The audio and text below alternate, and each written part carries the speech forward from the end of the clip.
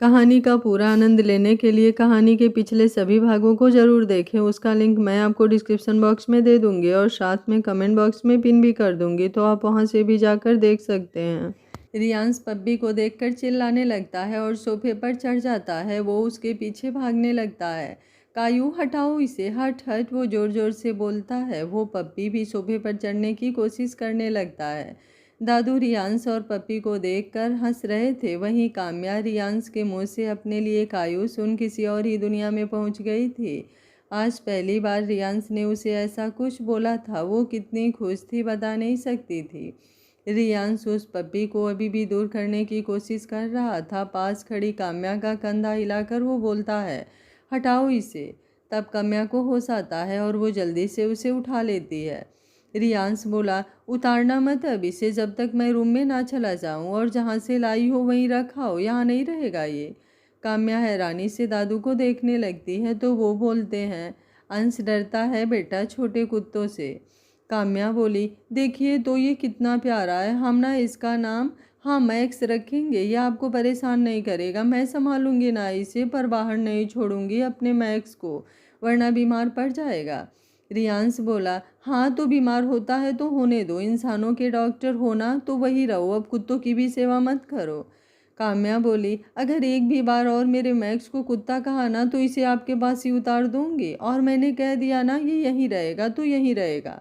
राजू ये लो तुम, चाहे कोई काम मत करना, बस मेरे मैक्स का ख्याल रखना। मैं हॉस्पिटल के लिए रेडी होने जा रही हूँ और ना आते वक्त इसके सारे सामान ले आऊँगी। राजू उसे लेकर चला जाता है तो रियान सोफे से उतरता है और काम्या को घूरते हुए रूम में चला जाता है।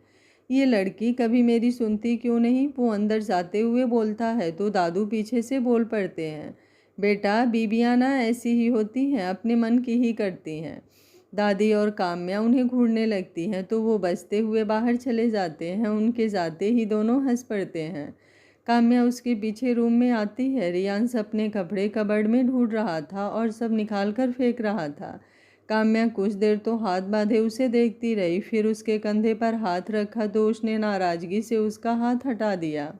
काम्या हॉस्पिटल से छुट्टी के बाद मार्केट निकल गई थी। उसे आज अपने मैक्स की ज़रूरत का सामान जो लेना था वहाँ से ढेर सारा सामान लेने के बाद वो घर आई और ड्राइवर की हेल्प से सामान अंदर लाई।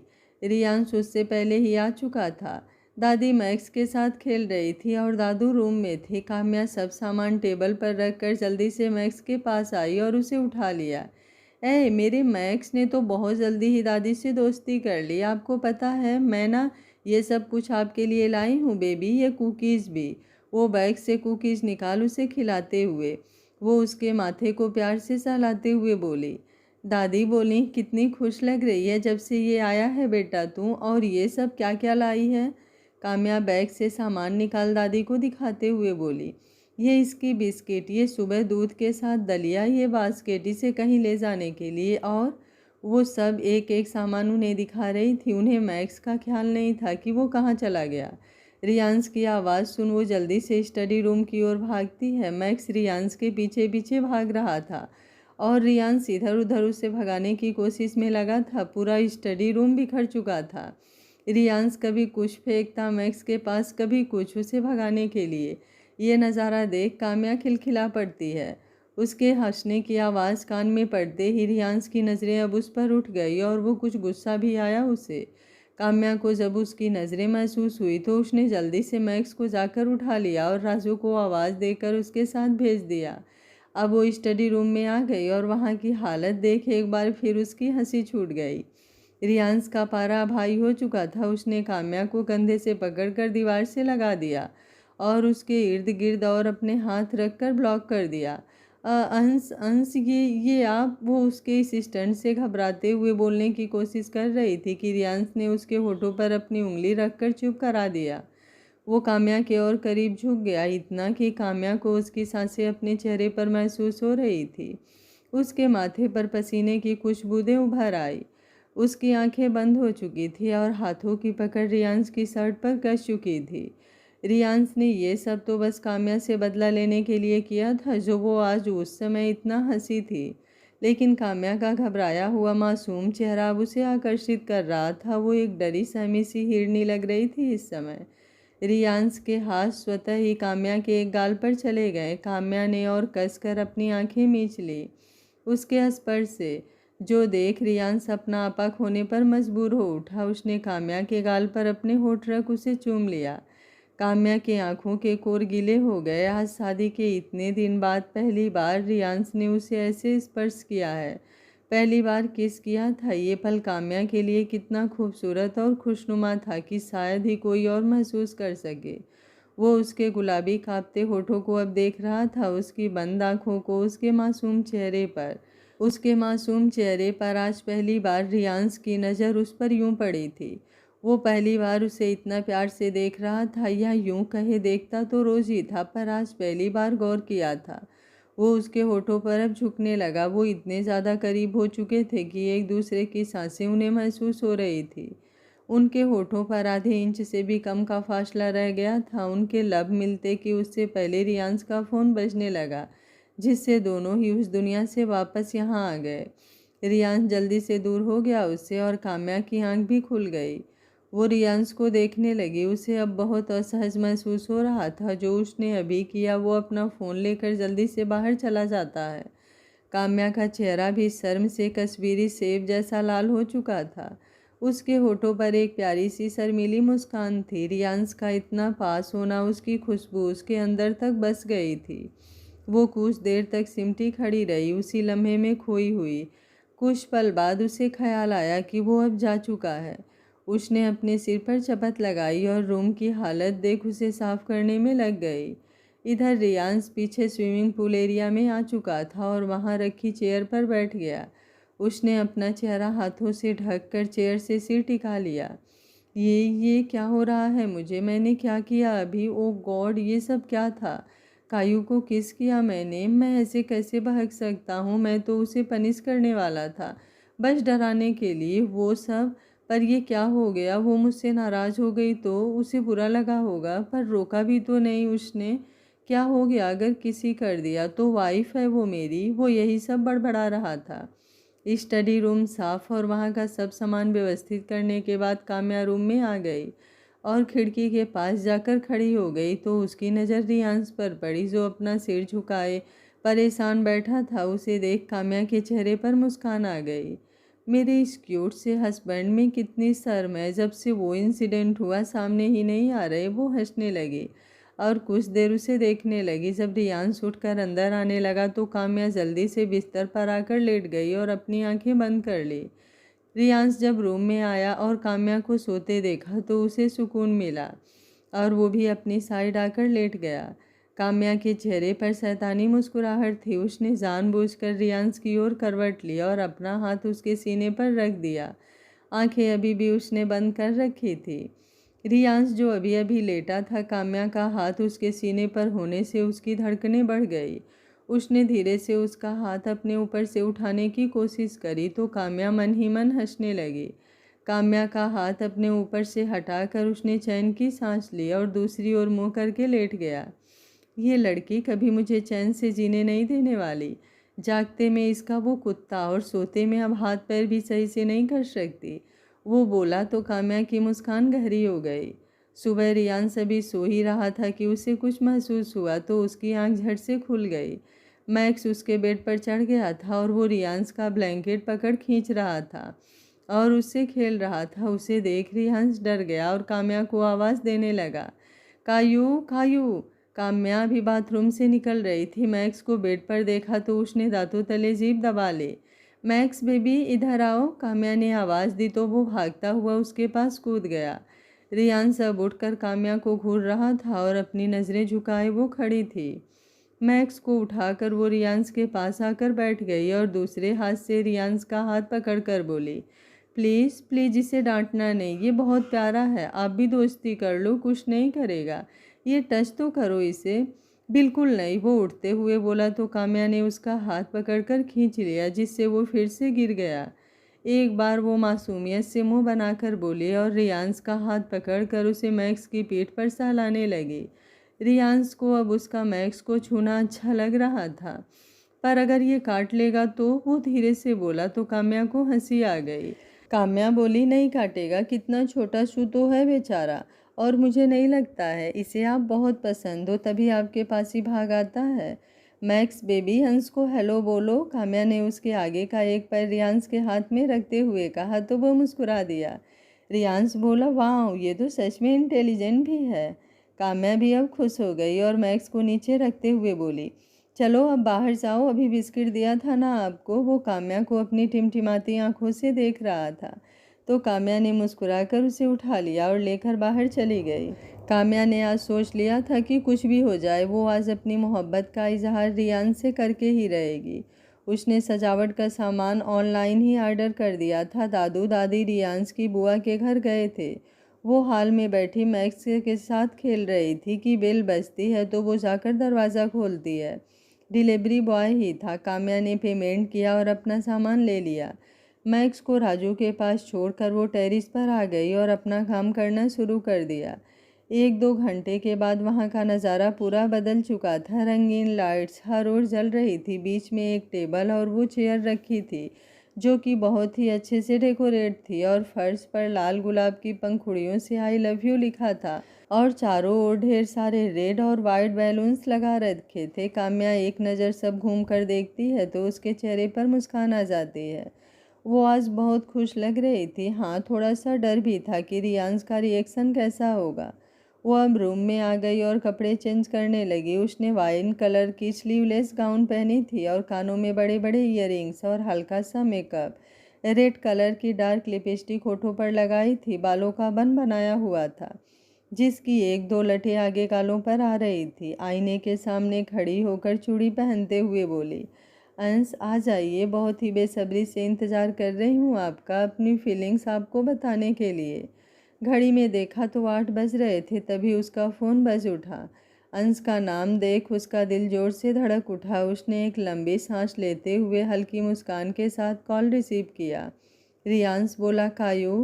काम्या बोली, रियांश बोला, यार वो मेरी अलमारी में एक ब्लू कलर की फ़ाइल होगी, उसमें जो डॉक्यूमेंट है उनकी फ़ोटो भेज दो। काम्या बोली, ओके, पर अभी आप घर नहीं आ रहे? रियांश बोला, बस 1 घंटे में आ रहा हूँ, तुम भेज दो। काम्या हाँ करती है। बोल वो फ़ोन कट करके अलमारी से फ़ाइल ढूंढने लगती है। थोड़ी देर बाद उसे कपड़ों के नीचे वो फाइल्स दिखती है। वो निकालने लगती है कि एक बड़ा सा लकड़ी का बक्स नीचे गिर जाता है। बाद में इसे देखती हूँ सोच। वो जल्दी से फाइल के पेजेस की फ़ोटो रियांश के पास सेंड कर देती है और फिर फाइल उसी जगह पर रख देती है। वो बॉक्स जो कि गिरने की वजह से खुल गया। काम्या बैठकर उसे उठाने लगती है। तस्वीरें भी बाहर गिर गई थी जिन पर काम्या की नज़र जाती है तो वो उसे उठाकर देखने लगती है। वो फ़ोटो देखकर काम्या के पैरों तले ज़मीन खिसक जाती है। वो जल्दी से पास पड़ी और तस्वीरों को देखने लगती है, लेकिन हर तस्वीर को देखने के साथ ही उसका दिल टूटता जा रहा था। उन तस्वीरों में रियांश किसी लड़की के साथ था। किसी में वो उसके गाल खींच रही थी तो किसी में वो उसे अपने हाथ से आइसक्रीम खिला रहा था। किसी में वो बैठी तो और रियांश प्यार से उसे देख रहा था। ऐसे ही जाने कितनी तस्वीर थी और उस बॉक्स में एक डायमंड रिंग भी थी, एक ब्रेसलेट और एक वॉच। नहीं, ये सच सच नहीं हो सकता। वो मुझसे, अंश ने इतनी बड़ी बात, ये सब मुझसे छिपाया, वो किसी और लड़की के साथ। ये तस्वीरें, ये लड़की, इसकी फ़ोटो तो अंश के वॉलेट में भी एक दिन मैंने देखी थी जब उनका वॉलेट नीचे गिरकर खुल गया था। तो इसका मतलब सब झूठ है, हमारा रिश्ता झूठ है, वो किसी और से प्यार। इसके आगे उसकी ज़ुबान ने साथ ही नहीं दिया और चीखते हुए वो टेरिस पर भाग गई।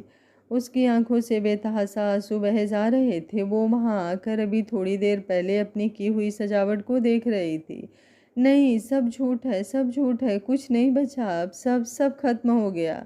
वो वहां रखे हर एक सामान को फेंकते हुए बोली, उसने सब तहस नहस कर दिया। वो दौड़ते हुए घर से बाहर भाग आई और सड़क पर चलने लगी। उसके हाथ की चूड़ी टूटकर कलाई में चुभ गई थी जिससे खून निकलने लगा था। पर आज उसे इस चोट का दर्द नहीं हो रहा था क्योंकि जो चोट उसके दिल पर लगी थी वो इससे बहुत ज़्यादा गहरी थी। आज तक इसलिए ही वो मेरे पास नहीं आए। साथ होकर भी हम इतने दूर थे। जब किसी और से प्यार था तो मुझसे शादी क्यों की? क्यों बर्बाद की मेरी ज़िंदगी? वो केयर, वो मेरे ना दिखने पर बेचैनी, वो परवाह, सब झूठी थी, पर गलती शायद मेरी ही थी। उम्मीदें तो मैंने ही पाली थी। उसके दिमाग में यही सब चल रहा था। अभी तक कितनी खुश थी और अब उसका हाल क्या हो चुका था। आंखों का काजल आंसुओं के साथ बह आया था। पास ही दुकान पर एक गाना चल रहा था जो उसके हालातों से एकदम मैच होता था। न दिल को लगाते न हैरान होते, काश हम मोहब्बत से अनजाने होते। ये कैसी खुशी है जो गम लेके आए, मोहब्बत के बदले मिली है जुदाई। तभी तेज रफ्तार में एक गाड़ी सड़क पर आ रही थी और काम्या उसके सामने ही जा रही थी। धड़ाक की आवाज़ के साथ वो गाड़ी रुक जाती है और वो वहाँ पर भीड़ इकट्ठा हो जाती है। रियांश घर आया तो काम्या उसे हाल में नहीं दिखी। रूम में होगी सोचकर वो अंदर चला गया, पर वो वहाँ भी नहीं थी। तो वो परेशान सा इधर उधर ढूंढने लगा। सब नहीं मिली तो उसने गौरी को आवाज़ लगा दी। रियांश बोला, गौरी काम्या कहाँ है, दिख नहीं रही। गौरी बोली, भैया वो मैं तो मैक्स को लेकर पीछे गार्डन में थी, मुझे नहीं पता। वो अब बाहर आकर गार्ड से पूछता है तो वो बताते हैं कि काम्या रोती हुई घर से निकली थी। ये सब सुन उसका दिमाग ब्लैंक हो गया। अभी 1 घंटे पहले ही तो मुझसे बात हुई थी, तब तो कितना चहक रही थी। अब ऐसा क्या हो गया, वो सोचने लगा और उसने जल्दी से किसी को कॉल करके पता लगाने को बोला। और उसके पापा संजू उस सबके पास कॉल करके बहाने से पूछा, पर कुछ पता ही नहीं चला। उसने किसी को अभी नहीं बताया कि वो घर पर नहीं है। वो अब गाड़ी लेकर उसे ढूंढने निकल पड़ा। इधर काम्या की जब आंखें खुली तो उसे पहले कुछ धुंधला दिखने लगा। आंखें बंद करने के बाद जब दोबारा उसने फिर से खोली तो उसकी नज़र चारों ओर गई। वो हॉस्पिटल में थी। अब वो खुद को देखने लगी। कलाई में पट्टी बंधी थी और माथे पर भी पट्टी बंधी थी। वो उठकर बैठ गई। दरवाज़ा खुला तो अंदर आने वाले शख्स को देख उसकी आंखें झुक गई, क्योंकि ये आरव था जो कि बहुत ही गुस्से से उसे देख रहा था। काम्या जब गाड़ी से टकराई थी तो भीड़ इकट्ठा हो गई थी और उनमें आरव जो हॉस्पिटल से घर जा रहा था, उसने काम्या को देखा तो वो घबराते हुए उसे जल्दी से अपने हॉस्पिटल ही ले आया। काम्या की आंखों के सामने अभी भी वो फोटोज और रियांश की परवाह करना, रिश्ते को ठुकराना, शादी के बाद शुरुआत में उससे दूर भागना, सब रील की तरह चल रहा था। उसकी आंखें एक बार फिर भर आई थी। मरने का बहुत शौक चढ़ा है तुझे। अरे अगर कोई बात थी तो अंकल आंटी से बोलती, संजू से कहती या फिर मुझसे। बीच सड़क पर पागलों की तरह क्यों भाग रही थी। आरव गुस्से से उसके कंधे पकड़कर उसे झकझोरते हुए बोला तो काम्या की आंखों से भरे आंसू निकलने लगे। आरू तू बस कोई बकवास नहीं सुननी मुझे तेरी। तू तो हम सबसे ज़्यादा समझदार है ना, तो अपना अच्छा बुरा तू सोच सकती है। मैं कौन होता हूँ कुछ बोलने वाला जो मुझसे कुछ शेयर करेगी। वो उसे छोड़ते हुए बोला और बाहर जाने लगा।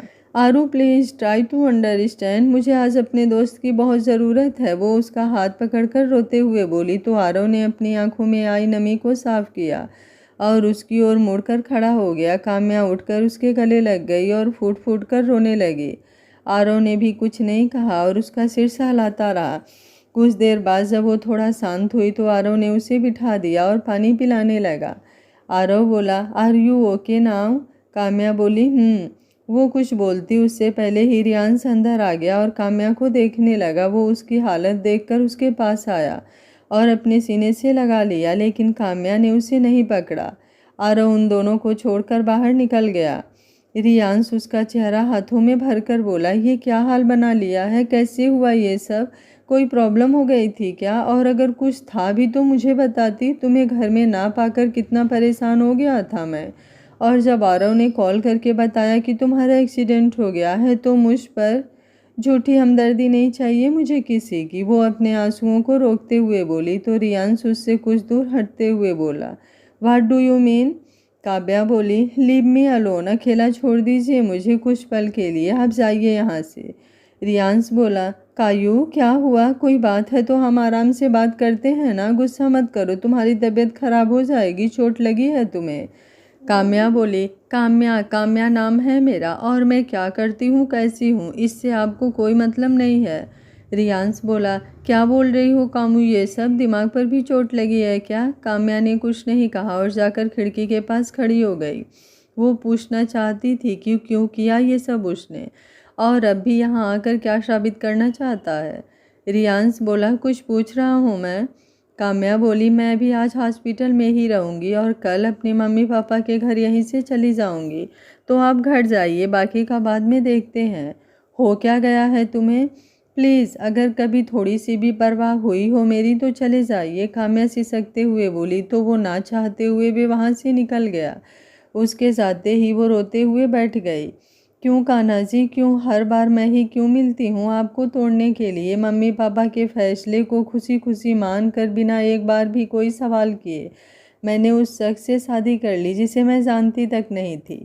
पहले लगा धीरे धीरे सब ठीक हो जाएगा, इतनी केयर परवाह हमेशा मेरी फिक्र दिखाना, जब उस दिन वो लड़के मिले थे तो उनसे बचाना, फिर संभालना, उसके बाद दोस्ती कर ली, उसे भी अच्छे से निभाया और फिर मुझे उस शख्स से इश्क हो गया।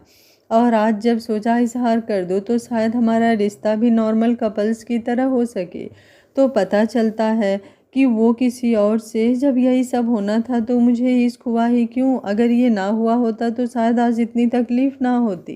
कान्हा जी, क्यों हर बार यही सोचती हूँ कि मेरे कान्हा जी जो भी करेंगे अच्छा ही करेंगे, लेकिन आपने तो मेरी ज़िंदगी टीवी सीरियल के जैसे बनाकर रख दी है।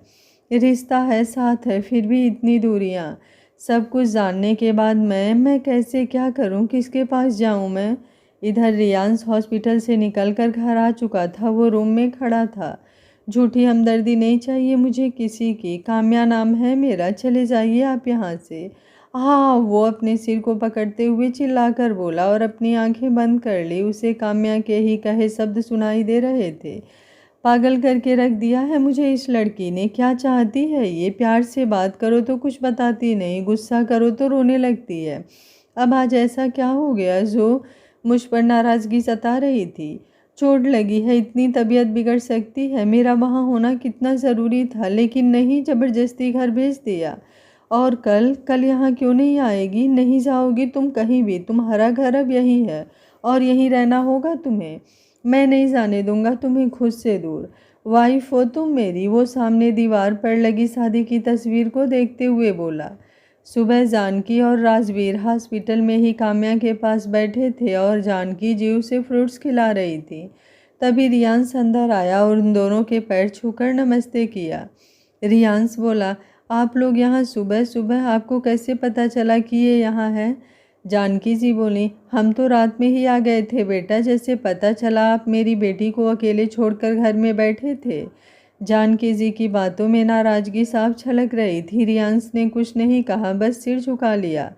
काम्या बोली, मम्मी मैंने ही भेजा था, वैसे भी आज तो डिस्चार्ज मिल ही रहा है ना, ज़्यादा चोट तो आई नहीं है, हम घर चलते हैं। राजवीर जी बोले, मैं जाकर बिल पे करता हूँ और डिस्चार्ज पेपर भी लेकर आता हूँ। रियांश बोला, उसकी कोई ज़रूरत नहीं है पापा, मैंने सब कर दिया है और अब मैं इन्हें लेकर घर जा रहा हूँ।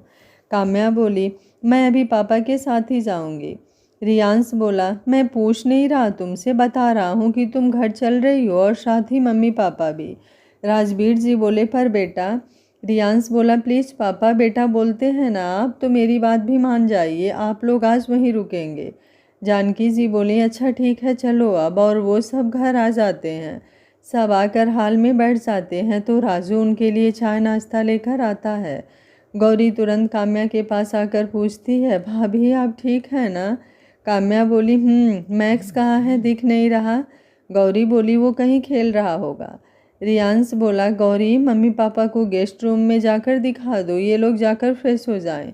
जानकी और रजबीर गौरी के साथ चले जाते हैं तो काम्या और रियांश अब हॉल में अकेले बचे थे। रियांश बोला, तुम भी चलकर रेस्ट करो रूम में। काम्या बोली, आप अपना काम कीजिए, मैं अपना अच्छा बुरा जानती हूँ। रियांश बिस्तर पर लेटा काम्या के आने का वेट कर रहा था। वो अभी भी बाहर ही बैठी थी और हॉस्पिटल से आने के बाद एक बार भी रूम में नहीं आई थी।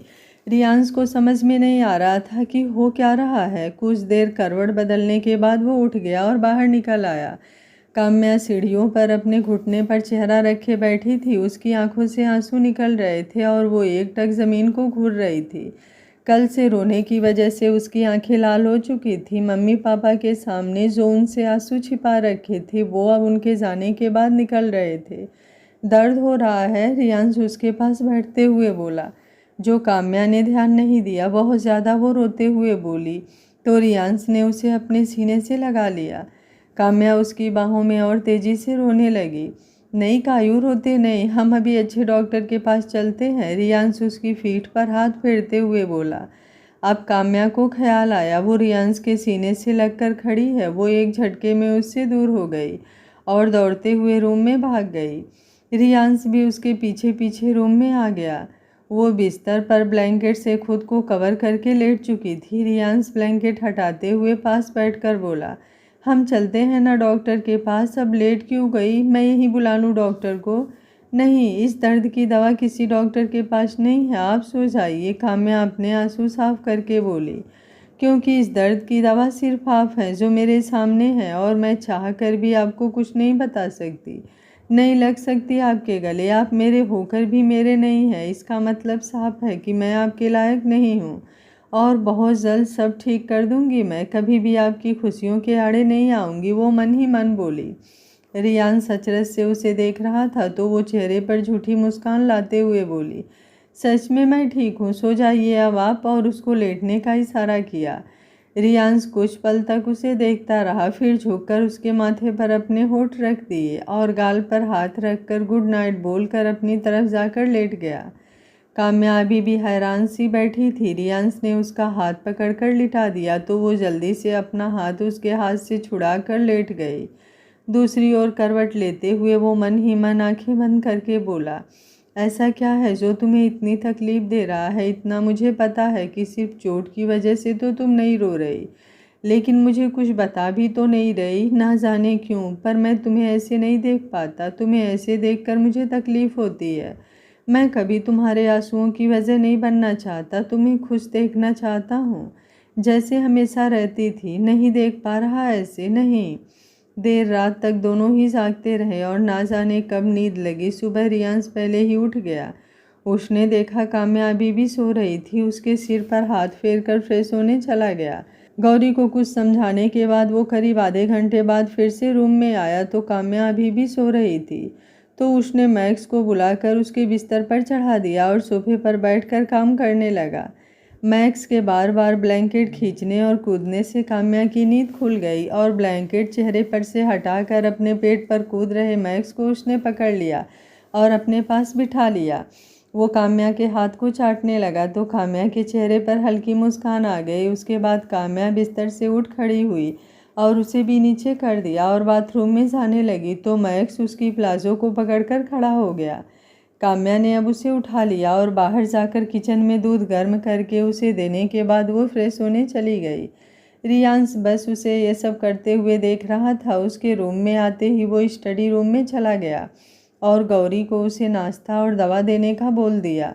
काम्या जैसे ही बाहर हाल में आई, गौरी उसके लिए एक गिलास दूध और दवा ले आई। भाभी, ये पीकर आप पहले दवा ले लीजिए और बता दीजिए क्या बनाना है, मैं बनाती हूँ। काम्या बोली, अंश वो गए ऑफिस और तुमने उन्हें कुछ बना कर दिया या नहीं? गौरी बोली, नहीं, आज भैया नहीं गए, वो स्टडी रूम में है और कॉफ़ी पी है उन्होंने, वो ही बोले थे आपको दवा और दूध देने को। ये सुन काम्या की आंखों में हल्की नमी आ गई और उसने दवा खा ली। मैं हॉस्पिटल जा रही हूँ, तुम जो कुछ भी हो मन में बना लेना, वो दवा खाकर अपना बैग उठाते हुए बोली। कहीं नहीं जाओगी तुम? आयशा अंदर आते हुए बोली तो काम्या उसके पास चली गई। आयशा आओ ना, वो उसके पास जाकर बोली तो आयशा उसके साथ अंदर आ गई। तुम बैठो, मैं बस अभी तुम्हारे लिए कॉफ़ी बना कर लाती हूँ। गौरी, तुम उन्हें जाकर बता दो कि आयशा आई है, काम्या बोली। आयशा बोली, अरे नहीं, मैं रियान से नहीं तुमसे मिलने आई हूँ और मुझे कुछ नहीं चाहिए, तुम बैठो ना। आयशा उसका हाथ पकड़कर बैठाते हुए बोली। काम्या भी बैठ गई तो आयशा बोली, ये चोट कैसे लगी इतनी? जैसे ही मुझे पता चला मैं तुरंत आ गई, और अब कैसा फील हो रहा है? काम्या नज़रें झुकाकर बोली, बस ऐसे ही एक छोटा सा एक्सीडेंट हो गया था, अब ठीक हूँ। आयशा बोली, काम्या कोई बात है क्या?